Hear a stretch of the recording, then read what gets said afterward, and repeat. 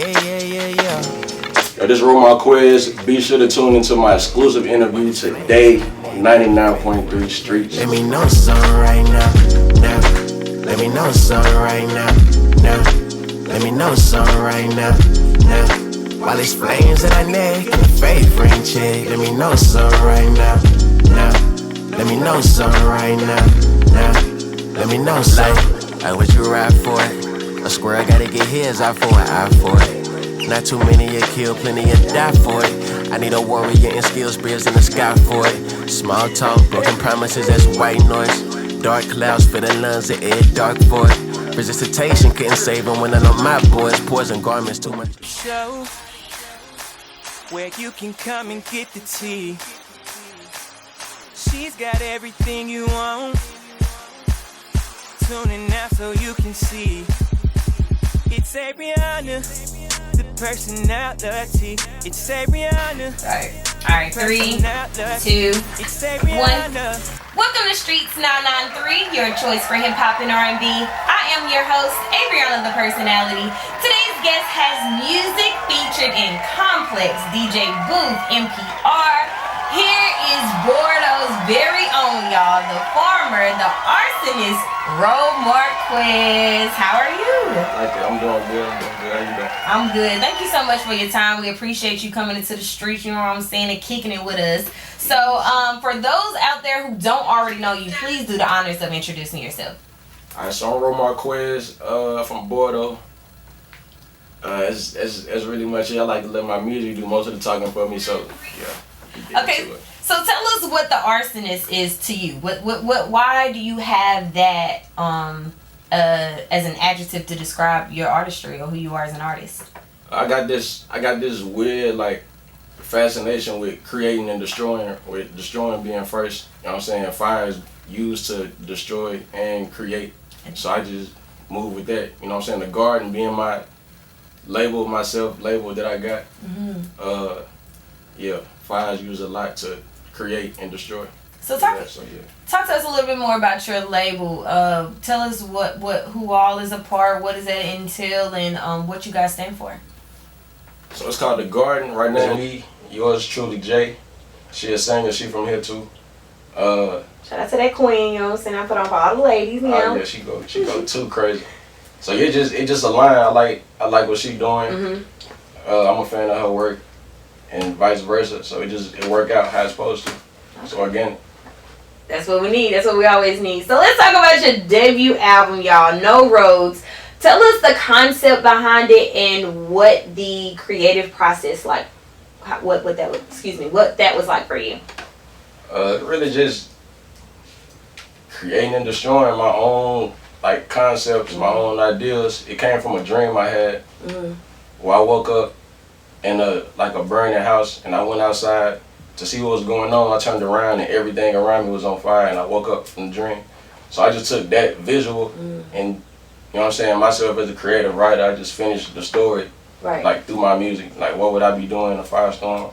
Like what's actually meaningful to me, like what I can't lose, you know what I'm saying, in a fire type. So yeah.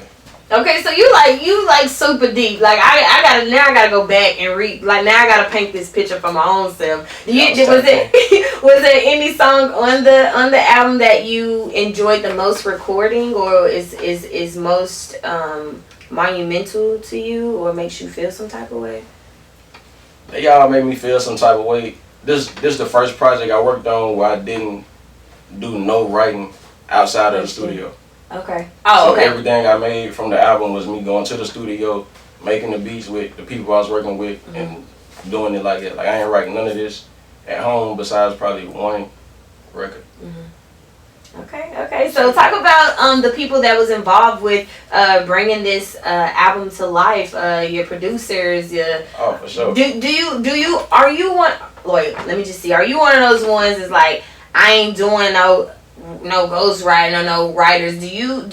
Are you open to having writers for you to create that, to tap into your creative space? Not at all. Only I say hooks. We co-write on hooks, definitely. Okay. Because even the artists I work with always have like some type of vision in the direction it's going.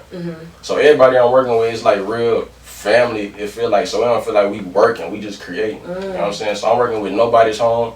Okay. That's a slick band that we just put together for the album that turned into a real thing.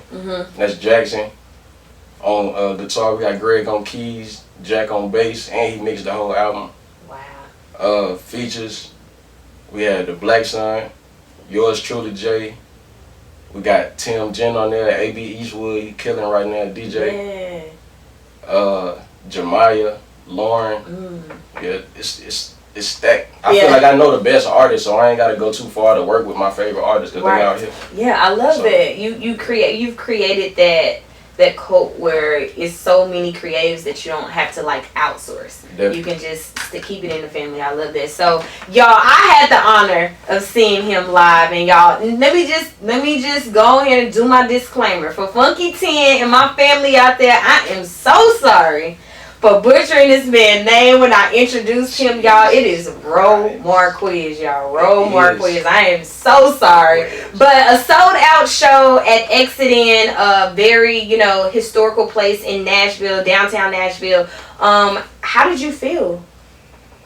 I mean, you coming back out post COVID, you know what I'm saying? One of your first shows post pandemic sold out. Like, how does that feel for you to be so distant and still come out and have a full fan base in support of you?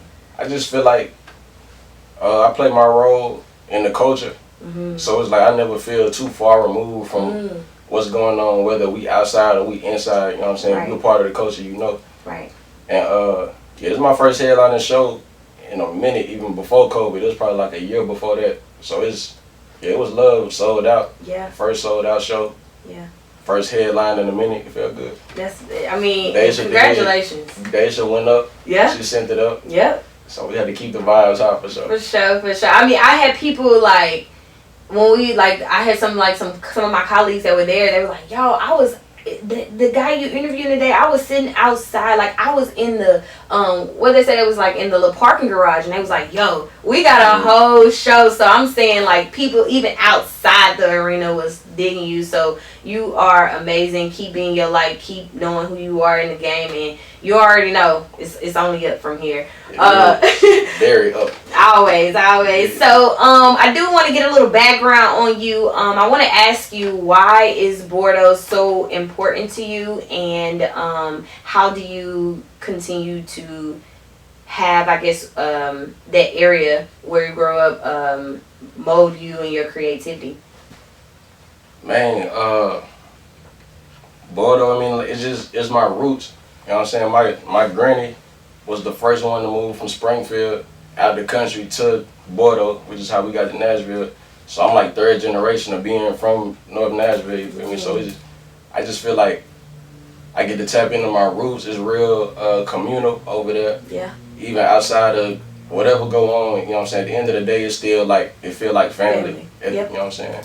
Anywhere I know, if I feel like it just feel like family. It does. No matter how far you go out, how close you in to downtown, it always feel like family. So that was kind of my,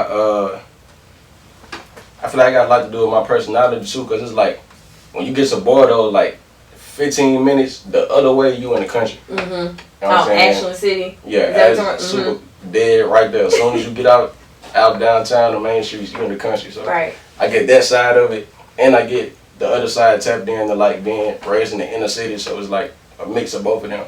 So I get my solitude, I get to dip when I want to, you know what I'm saying, when I need to. Yeah. So yeah. I like that. So I have to ask you, I always ask our artists here, born and raised from Nashville, Tennessee, what are your goals, or where do you see the Nashville hip hop scene going as of today, right now?